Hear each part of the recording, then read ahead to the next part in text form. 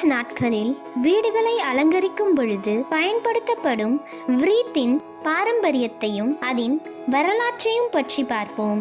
Christmas காலத்தில் பசுமையான மரங்களை வீடுகளில் வைக்கும் வழக்கம் 16ஆம் நூற்றாண்டில் ஜெர்மனியில் தான் முதலில் தோன்றியது. அப்பொழுதைய மக்கள் பசுமையான மரங்களையும் கிளைகளையும் வாழ்க்கையின் நிலைத்தன்மை மற்றும் முழுமையை குறிக்கும் சின்னமாக கருதினர். புகழ்பெற்ற எழுத்தாளர் ஏசி காலின்ஸ் தனது 2003ஆம் ஆண்டில் வெளியான stories behind the great tradition of Christmas என்ற புக்கில் கிறிஸ்துமஸின் பாரம்பரியங்களையும் அதில் பின்னால் உள்ள கதைகளையும் எழுதியுள்ளார்.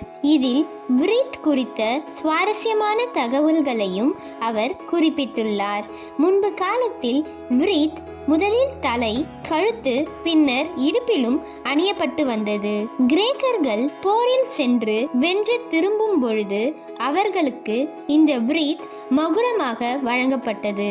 ரோமானியர்கள் கிறிஸ்தவ பிரச்சாரத்தின் பொழுது விரீத்களை அட்வென்ட் காலத்தில் பயன்படுத்த தொடங்கினர். அவர்கள் விரீத்தில் மெழுகுவத்திகளை சேர்த்து இயேசுவின் ஒளியை நினைவு கூறும் வகையில் இதை பயன்படுத்தினர். 16ஆம் நூற்றாண்டில் ஜெர்மானியர்கள் கிறிஸ்துமஸ் கொண்டாட்டத்தில் தங்கள் வீடுகளில் பசுமையான மரங்களை கொண்டு வந்தனர். இந்த மரங்களை முக்கோண வடிவில் வெட்டி அதன் கீழுள்ள இலைகளை கொண்டு வட்ட வடிவமான விரீத்தை செய்து அவர்கள் கதவுகள் மற்றும் சுவர்களில் வைத்தனர். இந்த முக்கோண வடிவம் ட்ரினிட்டி எனப்படும் தெய்வீக மூவின்மையின் வெளிப்பாடு ஆகும். இது பிதா, குமாரன், பரிசுத்த ஆவியை குறிக்கும்.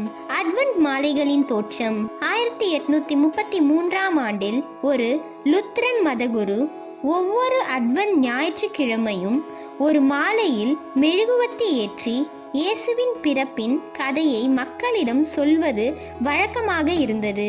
இந்த வழக்கம் காலப்போக்கில் வீடுகள் மற்றும் தேவாலயங்களிலும் பரவியது. சில இடங்களில் இந்த விரீத்தை கதவுகள் மற்றும் ஜன்னல்களில் மாட்டுவது பரிசுத்த ஆவியானவர் வீட்டுக்குள் நுழைவதற்கு ஏற்ற வழியாக கருதினர். ரீத்களின் நிறங்களின் முக்கியத்துவம். ஜெர்மானியர்கள் கிறிஸ்துமஸ் மரங்களை அலங்கரிக்கும் பொழுது அவற்றின் அடியில் விரீத்தை வைத்தனர். இந்த விரீத் சிவப்பு, வெள்ளை, பச்சை மற்றும் பர்பிள் ஆகிய நிறங்களை பயன்படுத்தி இந்த விரீத் செய்யப்பட்டது. சிவப்பு ஆண்டவரின் இரத்தத்தை குறிக்கிறது.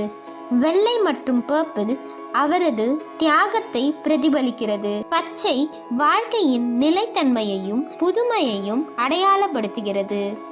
மேல் நாடுகளில் கதவுகளில் ரீத்களை மாட்டுவது இயேசுவின் வருகையை எதிர்நோக்கும் பாரம்பரியமாக உள்ளமைக்கப்பட்டுள்ளது. இதேபோல் பல்வேறு நாடுகள் தங்கள் கலாச்சாரத்துக்கு ஏற்றவாறு விரீத்களை தனித்துவமாக இணைத்து கொண்டனர்.